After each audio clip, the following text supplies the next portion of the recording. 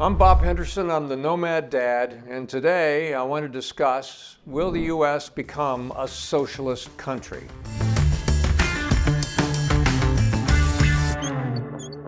Now, you know me, I keep talking about the fact that I'm a pragmatic guy, I'm for whatever works.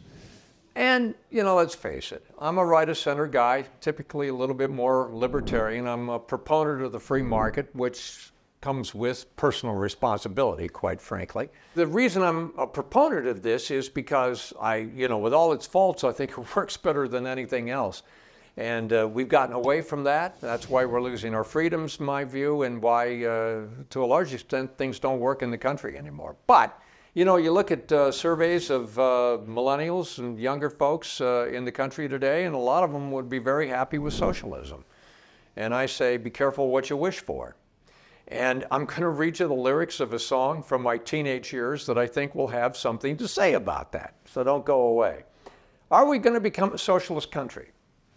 Well, I would submit to you that in some sectors we already are. Take healthcare, for example. More than 50% of all payments come from a government, either the federal government or state governments around the country.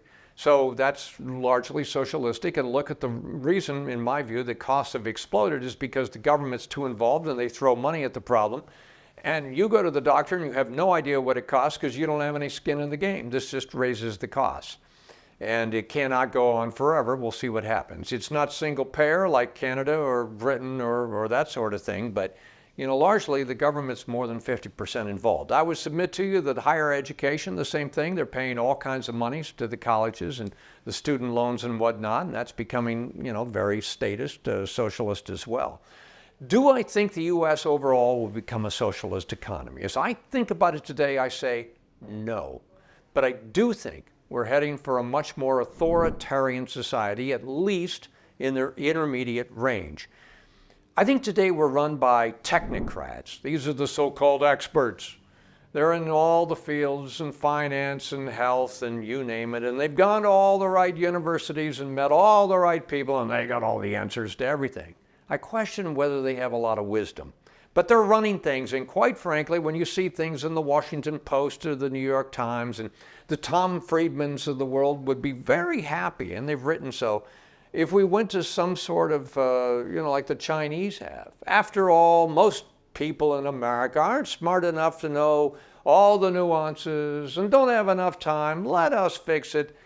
Let us, rather dictate the solution to the problem and be done with it. And that's how we fix it because, debate and democracy, that's a little bit too messy. So I think that they would be very happy to move in a more authoritarian direction.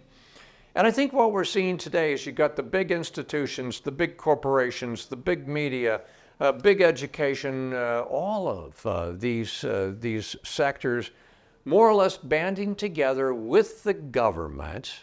And a perfect example is one of the banks that went under in the spring of 2023. Because they're politically corrected, everybody got bailed out.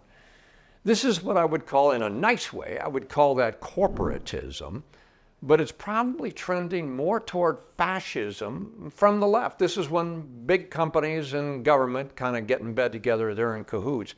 And this is where I think we're kind of trending. It tends to be a little bit more authoritative. But back on, is the U.S. going to become a socialist country? And the fact that younger people, and it's hard to blame them because I did a series not too long ago on blaming the boomer generation and apologizing for my generation because we really messed it up big time for the kids. Like I said, we had a picnic and we didn't clean up and there's a huge mess at the park and we've left the mess to the Xers and millennials and youngers to fix our problem. So I don't necessarily blame them, but I'm going to read the lyrics from a song in my early high school years. And it was done by a band that you might have heard of, the Beatles. And I believe John Lennon wrote this song, and many thought that John Lennon was this extreme leftist. And these are the lyrics he wrote to the song called Revolution. It was the flip side on the 45 RPM of, I think, the biggest #1 of all time, Hey Jude. And these are the lyrics. You say you want a revolution. Well, we all want to change the world. You tell me that it's evolution. Well, We all want to change the world. But when you talk about destruction, don't you know that you can count me out? So I guess John wouldn't have been down with toppling all the statues, huh? You say you got a real solution. Well, you know, we'd all love to see the plan.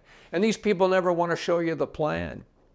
It's under the cover of darkness. Let's see the plan, guys. John says, let's see the plan. You ask me for a contribution. Well, you know, we're all doing what we can. But if you want money for people that hate, all I can tell you is, brother, you'll have to wait. You say you'll change the Constitution. Well, you know, we'd all love to change your head. You tell me it's the institution. Well, you know, you better free your mind instead. And here's my favorite line. But if you go carrying around pictures of Chairman Mao, you ain't gonna make it with anyone anyhow.